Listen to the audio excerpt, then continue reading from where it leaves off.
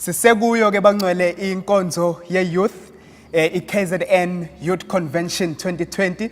Siyakhonza sisaqhubeka nenkonzo yethu ngamandla njengabantu abasha egameni lika Jesu. Amen.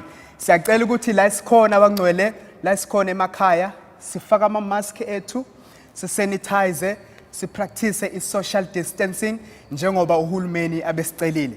So sisaqhubeka bangcwele sisakhonza noma sikhonza ngalendlela esikhonza ngayo, kodwa siyakholwa ukuthi uNkulunkulu uyasisiza njengoba sikhonza sisemakhaya. Singathi uNkulunkulu enganibusisa nonke ngegama lika Jesu Kristu. Amen. Lo khulumayo usibusiso kaZindela, uyena ophethe uhlelo lwenkonzo yanamhlanje egameni lika Jesu. Amen. Ungachithi isikhathi bangcwele, sizocela ukuthi sidlulele ezwini lenkosi, sithule ubaba wethu ozosithulela izwi lenkosi ngegama lika Jesu okungubaba uMashiqa. Amen. Siyaphinda kubingelela abazalwana bonke abatsha be-KZN Youth Convention ngegama lika Jesu Kristu mNazaretha. Amen. Siyabonga kakhulu. Kuqala kufanele ngingakuthathi for granted ukuthi ngizokuma phambi kwalomhlangano omkhulu wabantu abatsha. Kufuneka ngibonge ukuthi babone kufanelekile ukuba ngizoba ngomnye wezikhulumi zale convention.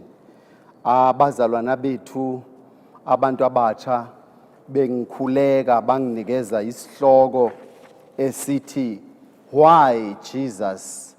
Bengiye ngakhuluma ke kwi-session edlule ngizama ukuchaza ukuthi sibhekene nendaba yokwehliswa kwama-standards okukholwa egameni lika Jesu.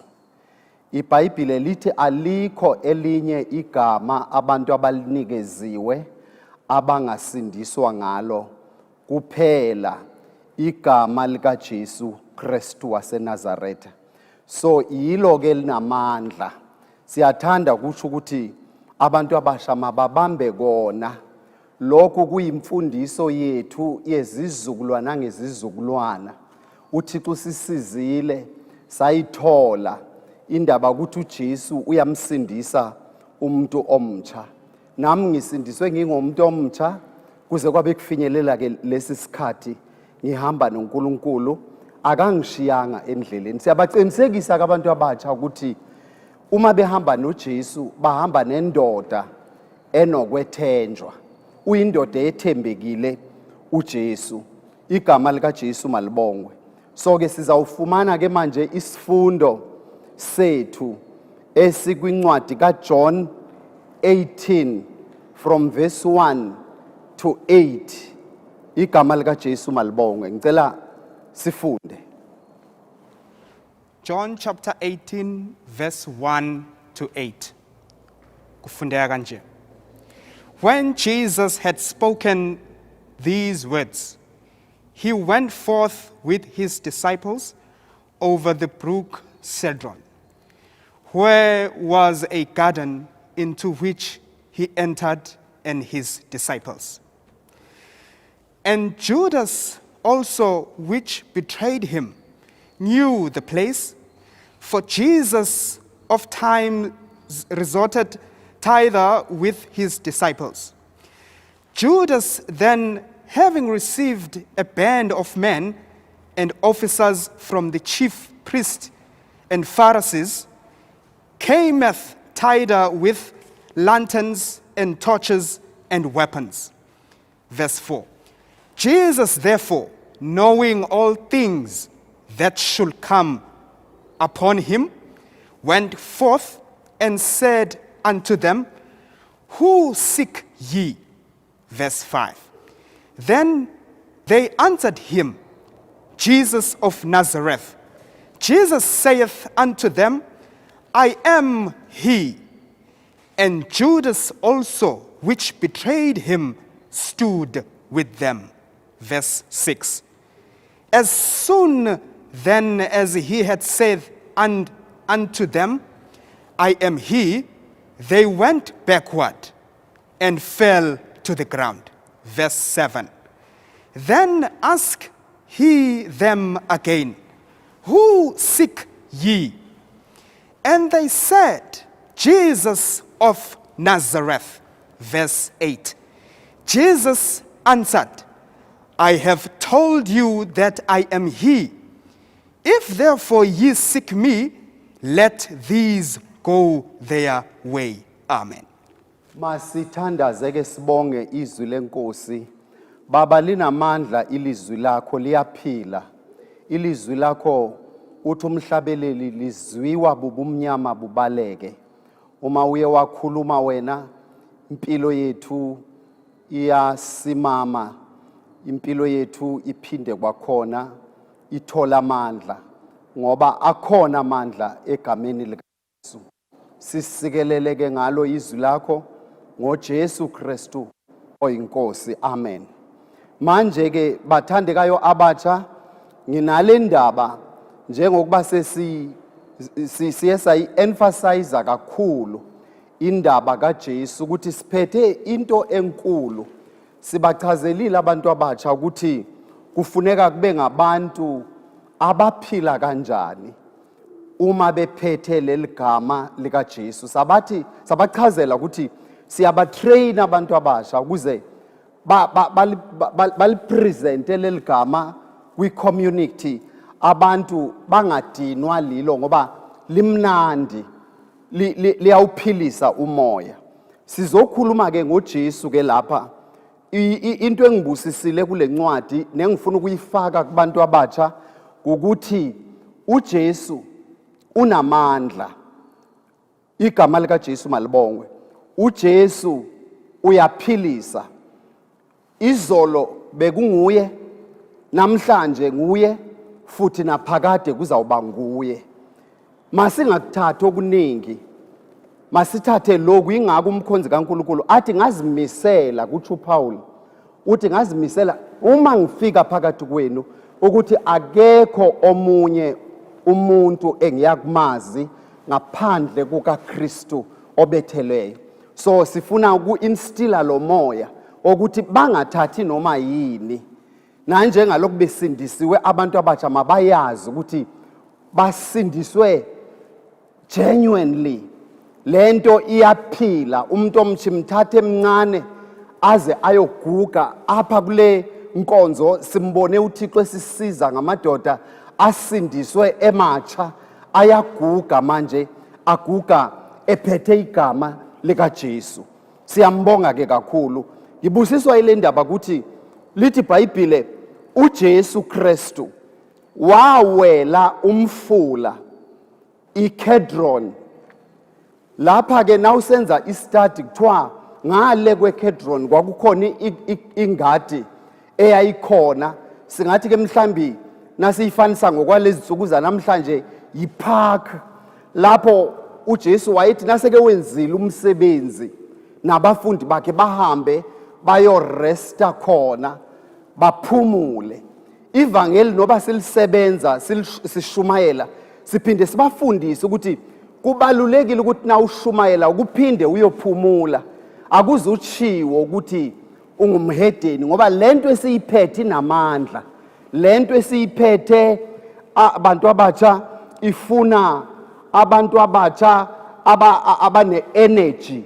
So sisebenze siphinde siyophumula. Kuthiwa uJesu Kristu noba wayenguNkulunkulu kodwa wayesenyameni. iBhayibhile uma ufunda kwincwadi kaTimothy wokuqala chapter 2 verse 5 laphana kuthiwa Jesus was 100% human.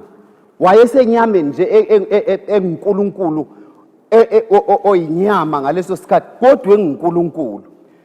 Number 2 apha kuJesu yayikhona into ukuthi inyama yakhe ifune ukuresta ngoba wayesenyameni. Uma sizawushumayela kufuneka libe khona ithuba. Siyabafundisa ukuthi akusosono uke uthi hayi ngiyaphumula ke namhlanje. Igama likaJesu malibongwe. Then bawela ke baya laphayana kule ngadi.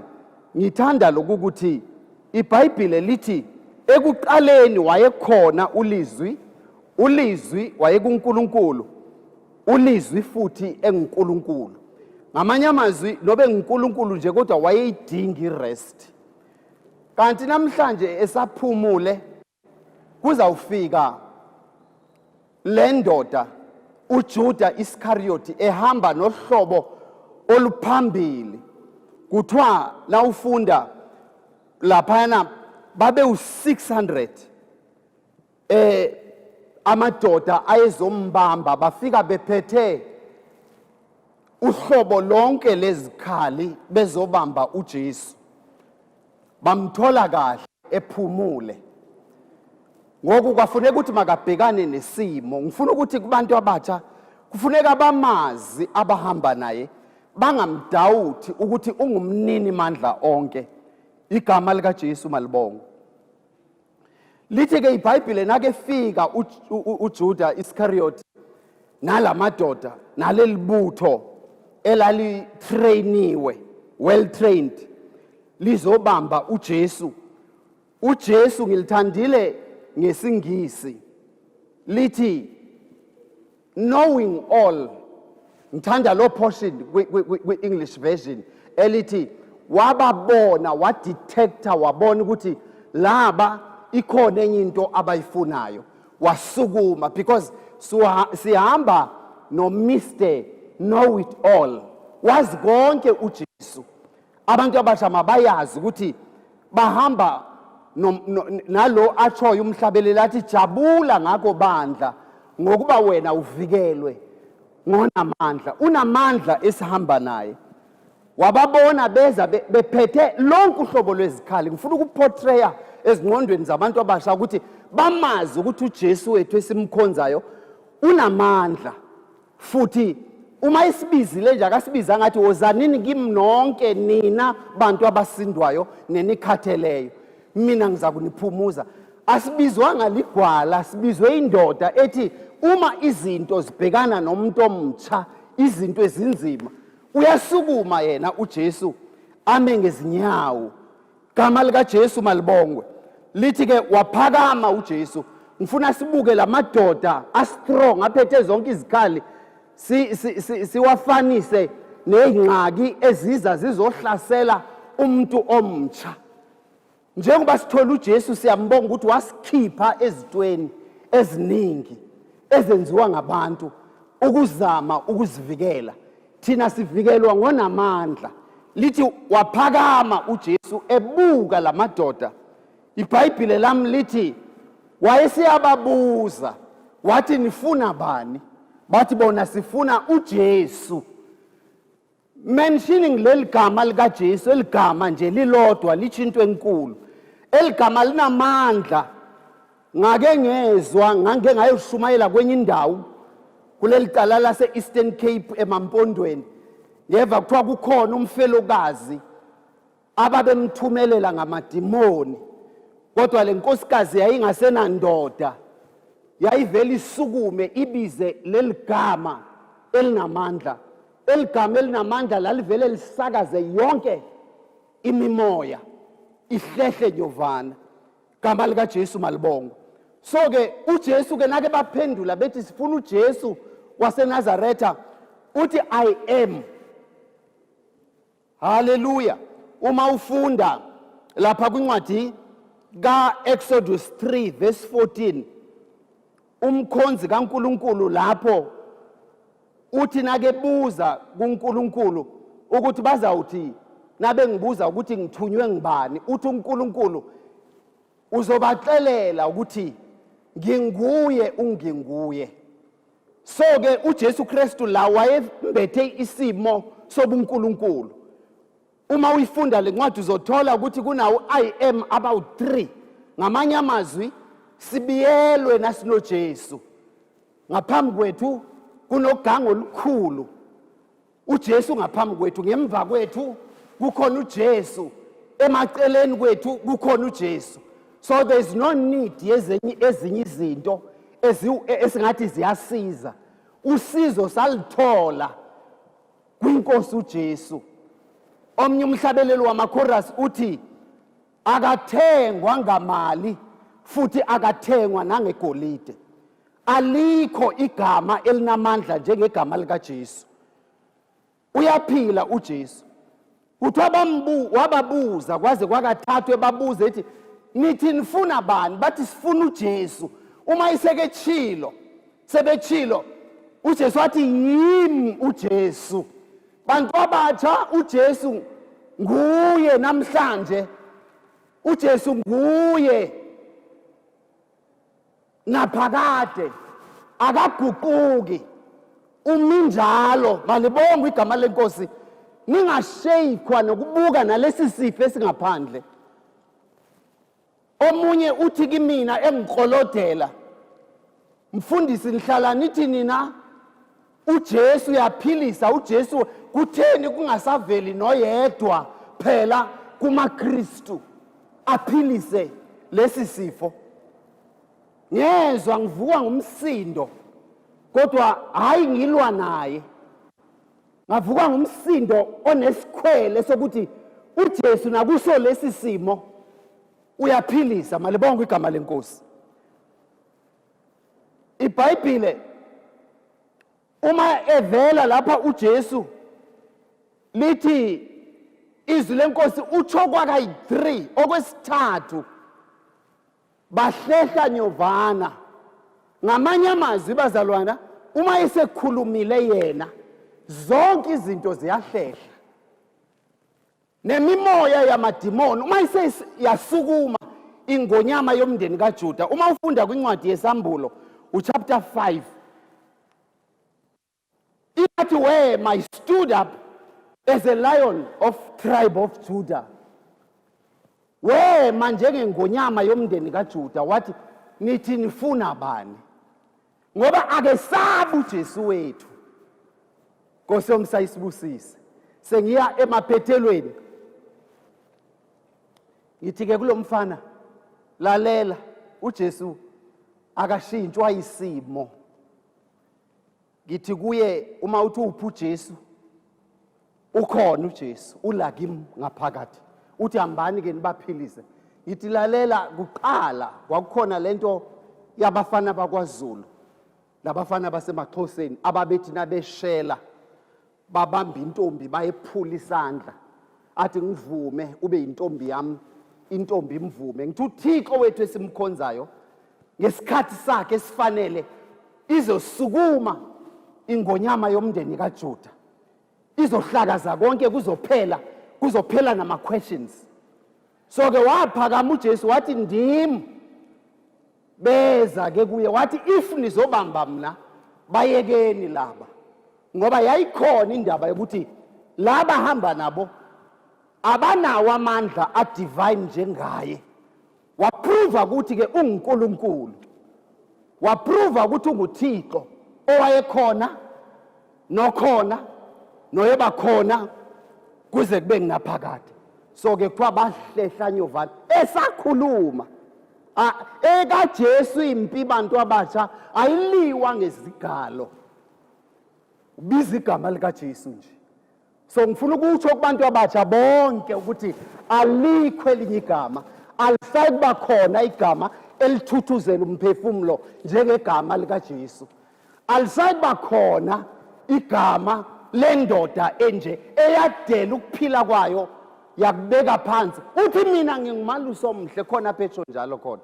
Athi ngingumalusi omhle, umalusi omhle uyabeka ukuphila kwakhe phansi ngenxa yezimvu. What a privilege. Siyabonga kuThixo ukuthi makasenzele inceba engaka ngokusinikelela ngoJesu Kristu ukuba abe ngumnikelo ophilile. Uyawuthuthuzela umoya. Abantu abasha nobuzalwa kwikhaya elinjani eliphansi kangakanani, inqobo na uthole le ndoda uthole umuntu onakho konke ngegama likaJesu. Amen. Baba wethu othandekayo, siyabonga kakhulu. Usisizile, wasikhipha emahlazweni, wasishisa zonke izinto ezazingamathemba. Sibonga ukuthi uzosikhumbuza ukuthi sihamba nendoda yamadoda. Akahlehli lo ufaka igiya eliya phambili njalo ngegama likaJesu. Siyabonga. Amen.